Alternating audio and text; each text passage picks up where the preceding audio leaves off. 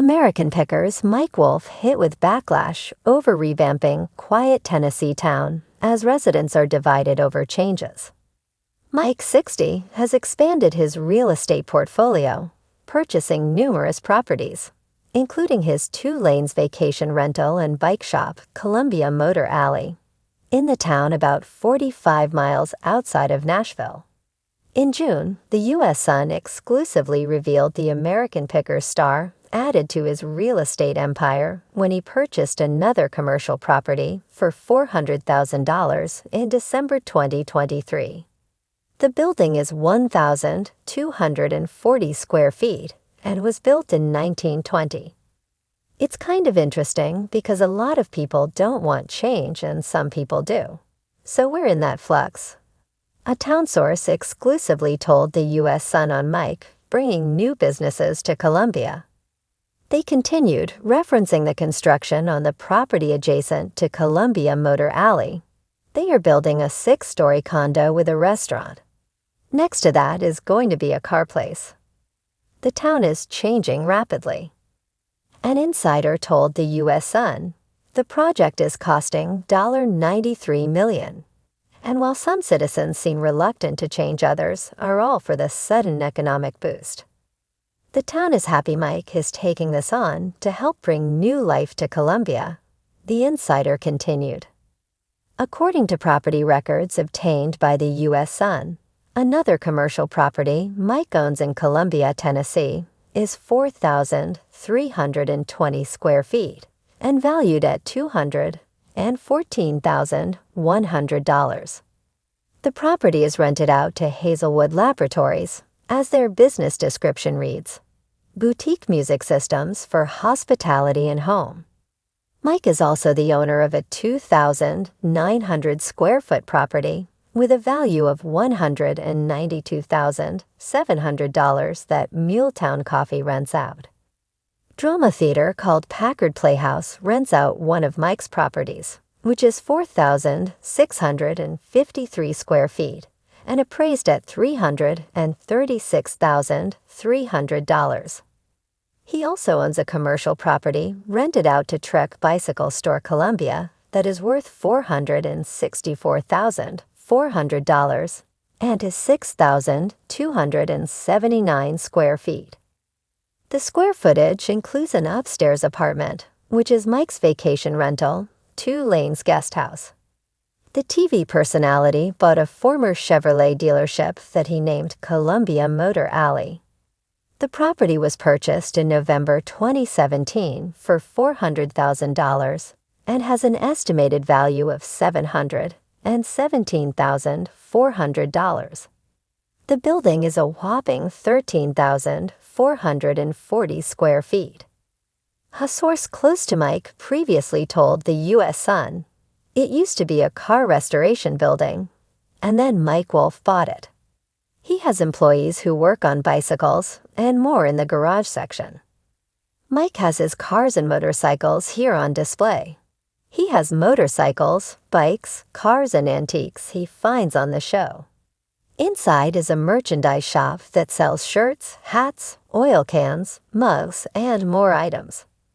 The U.S. Sun previously reported Mike bought a property to be turned into a restaurant, as construction to the outside has been completed. Mike bought the property for $600,000 on September 15, 2022. The front of the restaurant features a wooden pergola with lights, gray pavers, a fire pit area, and a brick bench for customers who want to sit around the fire. Opposite the brick fire pit are pavers that are elevated, which will be a stage for karaoke and performers. A source told the U.S. Sun at the time, it's going to be a restaurant. They are going to sell pizza, soda, that kind of stuff. Construction workers are building a stage for karaoke, a fire pit, and a pergola in front of the building. Mike's investment in Columbia appears to be paying off as new businesses have begun springing up around town. A restaurant and butcher shop Prime and Pint. Butchery and Public House opened next door to Mike's Esso service station turned eatery on March 30. Opened March 30, The painted brick building features large windows across its long facade with antique-style lamps mounted above them. The inside of the restaurant features an open floor plan and bar. The eatery opened to customers on Saturday, March 30, with the restaurant's Facebook page describing the eatery as reviving culinary heritage. On June 15, Build a Donut Bakery, shortened to Bad Bakery, also opened its doors.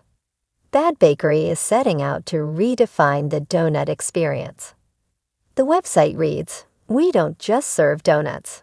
We empower you to build your own delectable creations."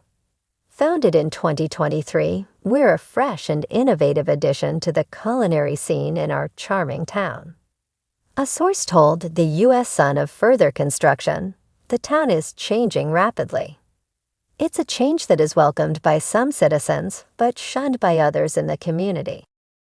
Asterisk title, The Shifting Tides of Pickerstown ***.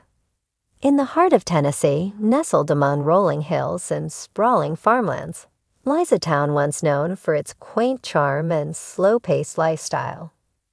This sleepy hamlet was the kind of place where neighbors exchanged greetings on front porches, and the biggest news of the week came from the local diner's daily special.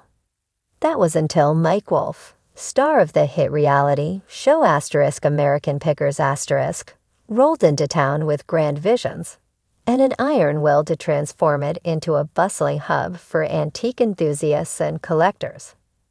At first, the prospect of Mike's involvement seemed promising. Residents eagerly anticipated a surge of tourism that could invigorate their economy and shine a spotlight on their hidden treasures. After all, Wolfe had made a name for himself, uncovering forgotten relics and giving them new life. But as plans unfolded, a rift began to divide the community. Mike arrived with a team of designers and developers, armed with blueprints that promised to modernize the town while preserving its history. His vision included a revamped town square featuring vintage shops, artisan cafes, and galleries showcasing local artists. It was a dream scenario that many residents welcomed, imagining the influx of visitors strolling through their streets, eager to spend their money and explore the rich tapestry of local culture. However, excitement soon morphed into apprehension. As construction crews began to dismantle parts of the town to make way for Mike's ambitious plans, the mood shifted. What was once a close-knit community began to fracture. Longtime residents, who had spent decades cultivating their gardens and fostering friendships, found themselves at odds over what they had once deemed a simple renovation.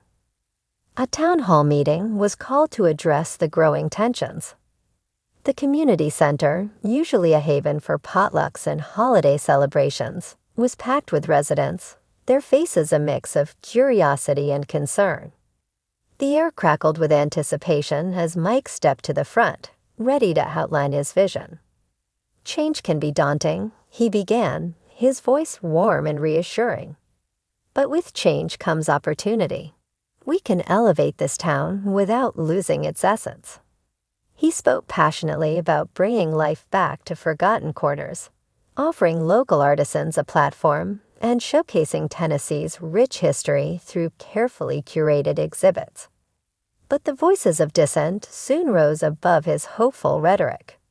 "You're talking about turning our home into a tourist trap," shouted a woman from the back of the room. "We're not a theme park, we're a community." The crowd murmured in agreement, and the sense of unease hung heavy in the air. Another resident chimed in, "We don't need outsiders coming in and telling us how to live our lives. This is where I raised my family, and I don't want it turned upside down for profit." The room erupted with applause, fueling Mike's growing concern. As the meeting dragged on, the divide deepened. Some residents praised Mike's efforts, citing the potential economic boost and the chance to showcase their beloved town to the world. Others were staunchly against it, fearing that the changes would erase their town's unique character and charm. They worried about rising property taxes, gentrification, and the loss of the intimate community feel that had defined their lives for generations. As construction progressed, so did the backlash. Mike Wolfe is coming to save us. Read one banner hanging across the main street. But right beside it, another sign declared, "Save our town from Mike Wolfe." Social media exploded with opinions, hashtags trending on both sides of the argument. Those in favor of Mike touted the economic revitalization as a necessary evolution, while opponents lamented the destruction of their cherished way of life. Yet, amid the discord, an unlikely coalition began to emerge. A small group of residents from both sides of the debate decided to come together, realizing they shared a common goal: preserving the town's spirit while adapting to the changing times. They called themselves Preservers of Pickerstown, determined to advocate for a compromise that would honor both tradition and progress. Their first action was to draft a proposal outlining their vision for the town's future. They suggested keeping the charm of the main street intact while allowing for select renovations that respected the original architecture. They envisioned art festivals and antique fairs that could attract visitors without overwhelming the community. When the proposal was presented to Mike, he was taken aback. "I never imagined you all would want to collaborate like this," he exclaimed, his eyes lighting up with enthusiasm. "This is the kind of energy I was hoping for when I came here."